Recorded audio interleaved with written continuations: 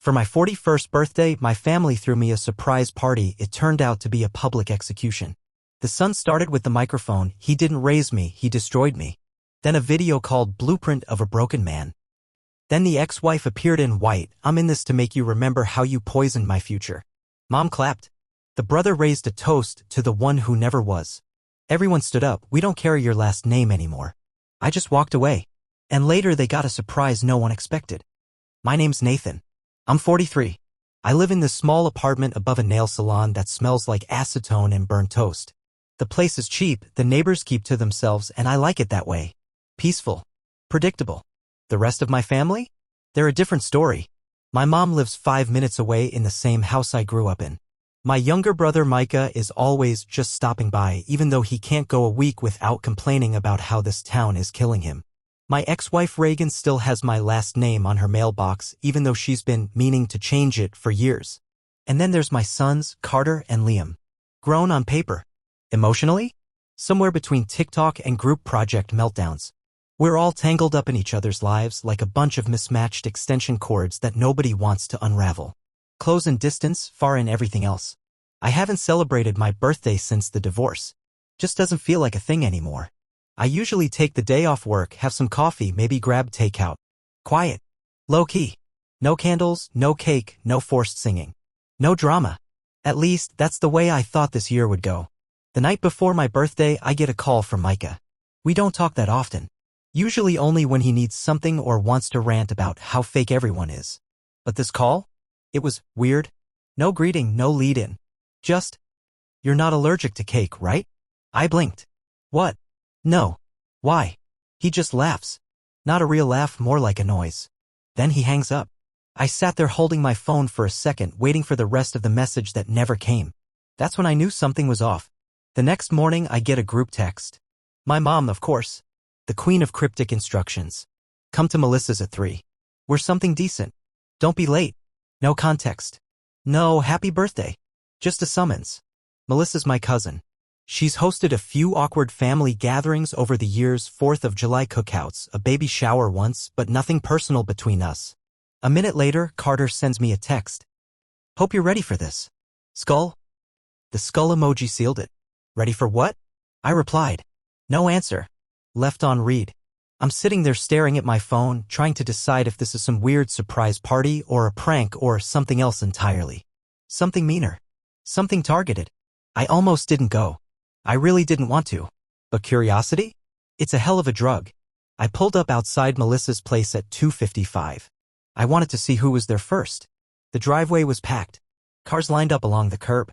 A few I recognized, my mom's SUV, Micah's rusty Civic, Reagan's familiar silver sedan, but others?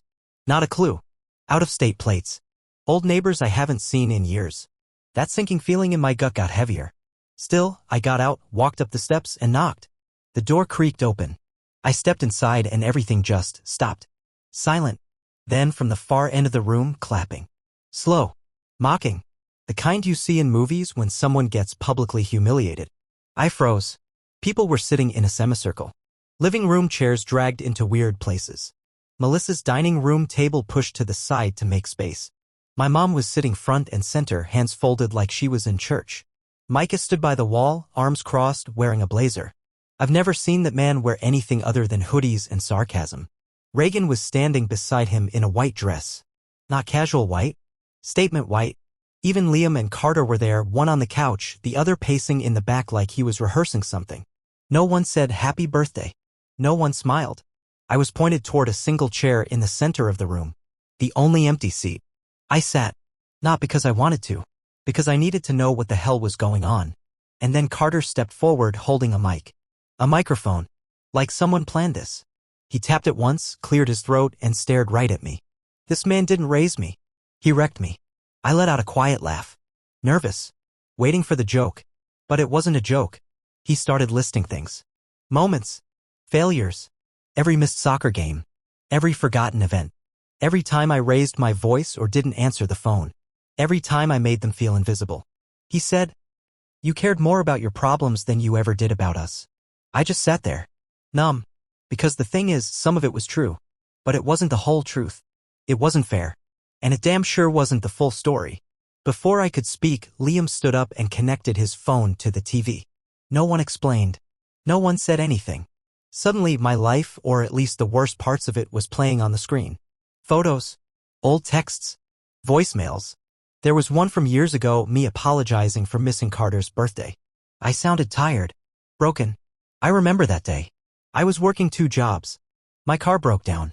I cried in the parking lot of a Shell station. And now here it was edited into a slideshow for their little courtroom. Then Reagan stepped forward. She touched the fabric of her dress like it was symbolic, then said, "I wore this so you'd remember what you destroyed." She talked about our marriage. About how I poisoned her future. How she still couldn't trust anyone. How I turned her into someone bitter and cautious and afraid.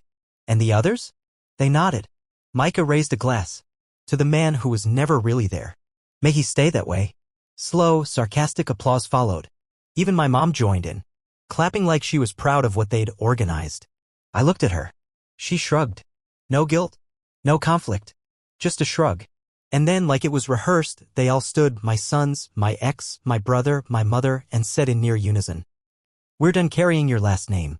I didn't yell. I didn't argue. I didn't cry. I stood, looked them all in the eye, and smiled. Not a kind smile. Not a sad one. Just that quiet, hollow smile you give when you finally realize you're free. I turned and walked out. No one followed. The door slammed behind me. I sat in my car, phone lighting up with unread texts, and didn't open a single one. I went home. Blocked every number. And for the first time in years, I didn't feel guilty. I felt ready.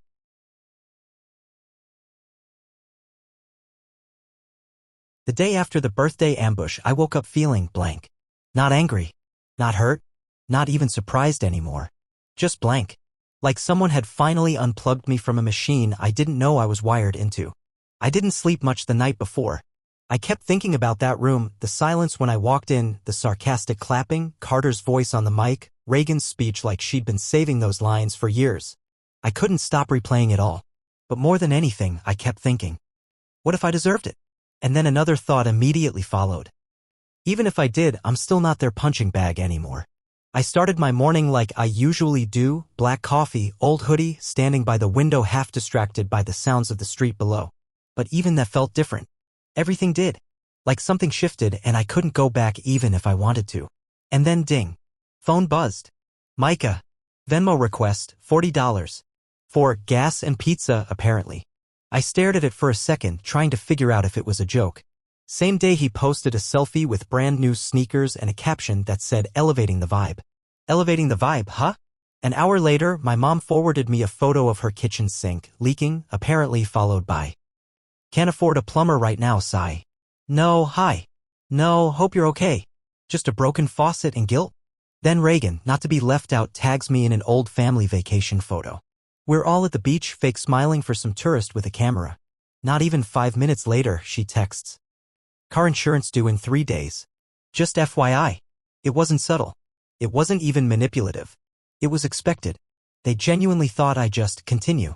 Keep paying, keep fixing, keep being the unpaid emotional janitor for people who literally lined up to humiliate me 24 hours earlier. That's when something inside me snapped. Not in an explosive way. Not like yelling or smashing a plate. It was quiet. Sharp. Cold. I opened my banking app and started scrolling through every recurring charge. Every autopay. Every little deduction I'd been shouldering quietly for years, tuition plans, insurance, rent, loans, random little transfers to help Micah with his business. I sat there just staring at it all. And I thought, what am I doing? I don't live with them. I don't owe them. I'm not their emergency fund. I'm not their backup plan. I'm just a walking wallet with a Wi-Fi password. So I started shutting it down. First, Reagan's car insurance canceled after the current cycle. Then Carter and Liam's tuition, texted them both. You'll need to contact the school about setting up your own payment plans. You're adults now. Mom's rent? I called her landlord. Told him. I'll cover this last month, then I'm stepping away. She can handle it going forward. He hesitated, then said he'd talk to her directly. I told him. That's the idea. Micah? I dropped one line in the family group chat. No more money for the business. Please don't ask again. Then I muted the chat. Every step felt cleaner. Sharper. Not emotional, just practical. I wasn't doing revenge. I was setting boundaries. Real ones. Of course, the silence didn't last. The next day, Carter sent me a meme about deadbeat dads. The kind people post when they want to be passive-aggressive but still pretend they're funny. I ignored it. Liam texted. Wait, are you serious about the tuition? I didn't respond. By day 3, things started boiling. My mom called. Didn't even say hello. Just launched into. You can't do this to your family. I said. You made it clear at that party I'm not part of the family. She hung up. Reagan showed up at my building around 10 p.m., didn't even knock, just started yelling through the hallway like we were on some daytime talk show. You're abandoning your kids. You're humiliating me. You think this makes you look strong. I opened the door. Calmly said, I'm done cleaning up after people who spit in my face. She tried to push past me. I stepped in her way. She slapped my arm. Not hard. Just enough to say she was still angry. Then she stormed off, muttering something about calling a lawyer. I stood in the doorway for a moment, heart pounding, not from fear, but from the weight of years lifting off me. Micah tried a different angle. Left me a voicemail that night. Bro, I'm just trying to keep my head above water. Just a little more time, man. You know I'll pay you back. I didn't call back. The next morning, a barrage of texts from him. Can't believe you're doing this. You've changed. Don't ever ask me for anything again. Deal. Meanwhile, Reagan called the boys' college trying to convince them I'd changed my mind. I got an email from the finance office asking if I was willing to re-engage in payment discussions. I replied with one word. No. I heard through a cousin that my mom's telling people I've lost my mind, that I'm spiraling, that I'm not well. Funny how quickly setting boundaries turns into a mental illness when people stop getting what they want. Liam and Carter started messaging again. Liam. You're being dramatic. Carter. You're ruining our futures. I didn't answer either of them. Micah, in the group chat, accused everyone of using him too. Suddenly he was the victim. Suddenly he was always the one cleaning up after everyone. It was so predictable it was almost boring. The only unexpected moment came at the grocery store. I ran into my mom. She tried to pretend she didn't see me. But then, in true theatrical fashion, she wheeled her cart right in front of mine, blocking the aisle. You're going to regret this, she said. I looked her in the eye. You already regret it. That's why you're here? She slapped my shoulder, not hard, just frustrated, then stormed off, knocking over a stack of canned green beans. I kept walking. No one followed. No one called after me. No one tried to explain. They still think I'll fold. That I'll come crawling back, wallet in hand, apology on my lips. But I'm not going back. I've done enough crawling for one lifetime. Let them figure it out. I'll admit I didn't expect them to fall apart that fast. Part of me thought they'd be pissed for a while, talk some trash, maybe cut me off emotionally and pretend I never existed. That would have been fine. Preferable even. But the reality? Turns out when you cut the money cord, when you stop being the emergency fund, the problem solver, the invisible glue, things unravel quick. The first red flag was Micah. He started posting cryptic Instagram stories. Black backgrounds with vague quotes like, some people only love you when you're useful. Or, blood don't mean loyalty. No names, no tags, but come on. Subtlety's never been his thing. Then my mom starts digging up old photos. Family barbecues, Christmas mornings, blurry vacation pics from Myrtle Beach. All with captions like, when family meant something. She tags everyone, Liam, Carter, even Reagan. Everyone except me. It was like watching a PR campaign in real time. Like they were trying to rewrite the narrative, paint me as the villain who abandoned a loving family. Anyone who'd actually been around us would know better, but I guess if you flood people with nostalgia, they'll forget the details. A few days later, my cousin Josh calls me out of nowhere. We haven't spoken in years. First thing he says, hey man, did you really stop paying grandma's rent? I say, ask her. Click. 2 days after that, I get a call from the property manager of my mom's building. Polite guy. Says her lease is up in 60 days and technically I'm still listed on the paperwork as the responsible party. I tell him. I already mailed in the non-renewal notice. She's aware. He sighs. Says. Was afraid of that. Guess she hadn't told him. Or maybe she thought I wouldn't follow through. But I did. I was done giving people weapons they could use against me later. Meanwhile, Reagan is scrambling. She tried calling the car loan company using my name, no idea how she thought that would work, and they shut her down immediately. She texts me. You can't just leave me in this mess. This is your fault. I reply. You told a room full of people you were done with me. I'm just making it official. She says, "That was for show. You know how these things are." I leave her on read. Then Carter, my youngest, makes a TikTok. I don't have TikTok, but my cousin sends it to me with a laughing emoji. It's him sitting on his dorm bed, sad music playing, text over the screen saying, "When your own dad ruins your future broken heart." Cool. Good to know I'm a content farm now. Liam actually emails me, which is weird because I didn't even know he had my email. He sends this long guilt trip about how he'll have to take a semester off if I don't come through, how he's not trying to choose sides, but I'm being unreasonable. I forward him the email from the school's finance office and say, "You're an adult. Handle it." He replies, "You're punishing us for being honest." I write back, "You weren't honest. You wanted an audience." Micah's situation gets worse. Without my money covering his overdrafts and random business expenses, things tank fast. One of our mutual friends, the kind who always has gossip before it's public, tells me Micah and his wife got into a screaming match over their bills. She even threw a mug at him. He had to sweep up the glass himself. Not my circus. Not my monkeys. She actually called me a day later. Started the conversation with, "Look, I don't usually get involved, but can't you just help for a little while?" I said, "You're involved now." She muttered something and hung up. My mom? She didn't slow down either. She started going behind my back. Called my old high school friend Jason, who I hadn't spoken to in a decade, and asked him to talk some sense into me. He texted me later, "Your mom's really going through it." I wrote back, "So let her." Next thing I know, she's on Facebook again, posting these dramatic statuses like, "Some mothers sacrifice everything and still get treated like they're nothing." The comments were a mess. Half the family took her side. The other half stayed quiet. A few people messaged me directly asking what happened. I replied to all of them the same way. "Ask her." Then Liam and Carter started fighting, which honestly I didn't see coming. Apparently, Carter blamed Liam for going too hard at the birthday intervention. Said the video was overkill. Liam shot back that Carter wanted the whole thing to be public and had pushed him to do it. Reagan chimed in with, "I told you both not to take it that far." They looped me into the email thread, maybe hoping I'd pick a side. I didn't reply. Just watched the cracks deepen. I think that was the most surreal part. Watching their united front disintegrate. Because without me, the one they all agreed to hate, they had no one else to blame but each other. Micah tried to show up at my place one afternoon. I saw him through the peephole. Didn't answer. He knocked for a while, then left. My mom cornered me at the grocery store. Literally blocked my cart with hers and said, "You're going to regret this." I said, "Probably, but not today." She shoved my shoulder and walked off, knocking over a display of canned beans. Reagan came by again. This time she didn't yell.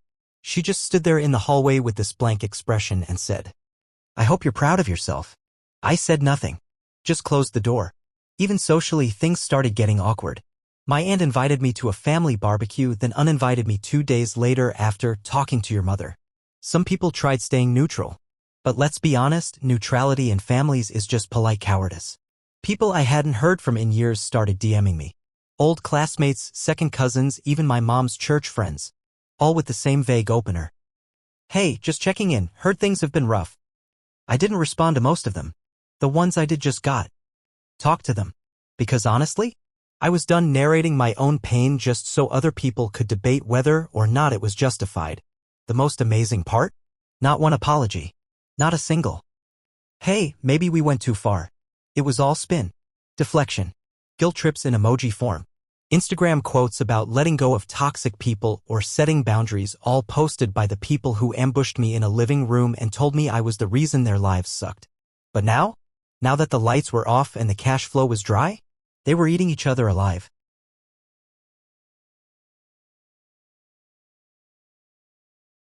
By the time the dust started to settle, you'd think they'd just move on.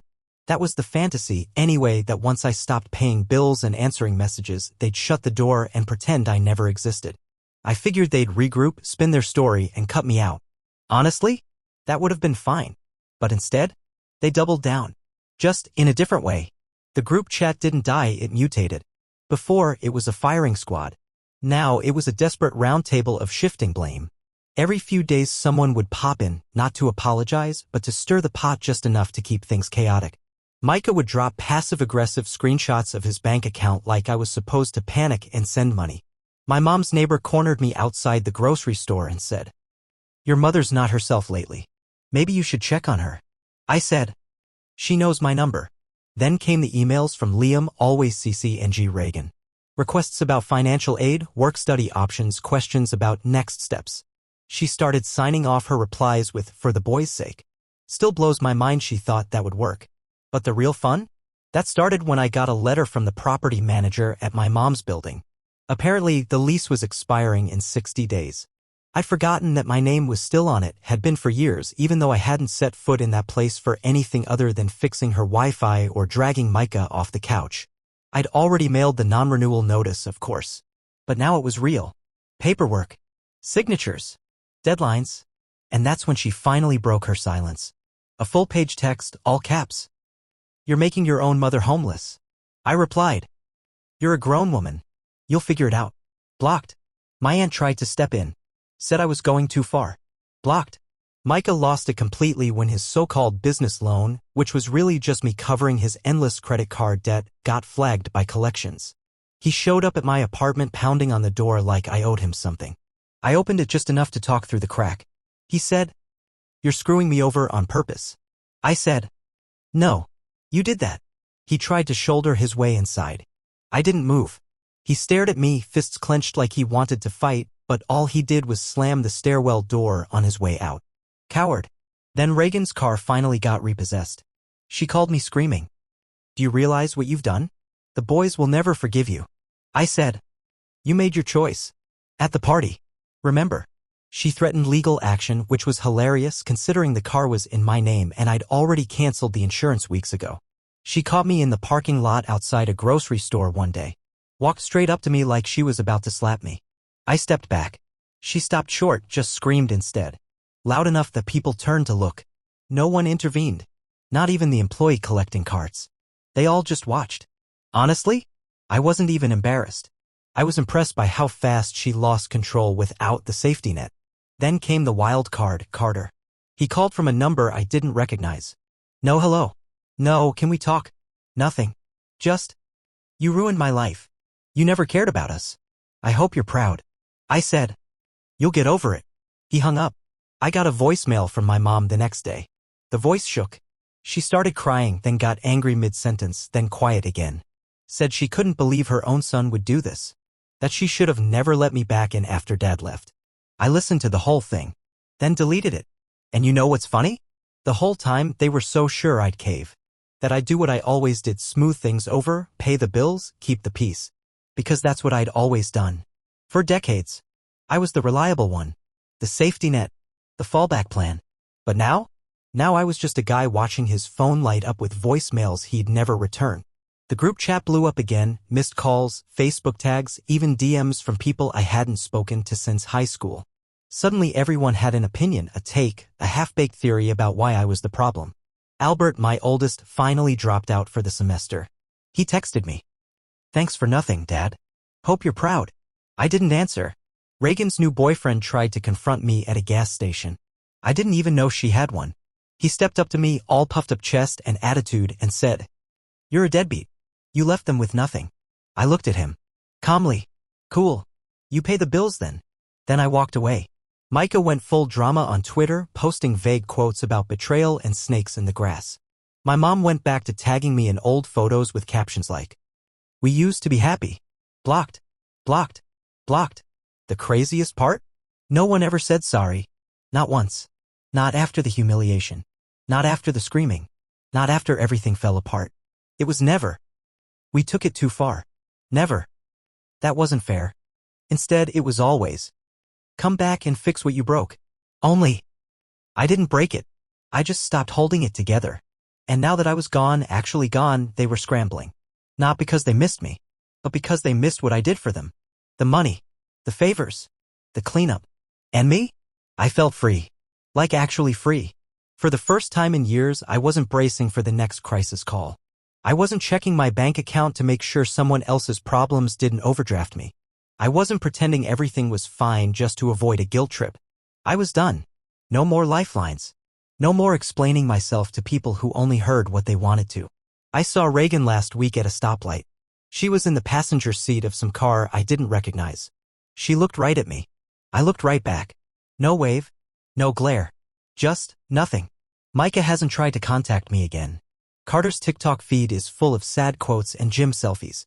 Liam emailed me one last time. The subject line just said, "Do you really not care?" I didn't open it. I don't need closure. I don't need apologies. I just need space. And that's exactly what I have now. So yeah, no big dramatic ending. No heartfelt apology. No magical family reunion. Just silence. And honestly, it's never sounded better.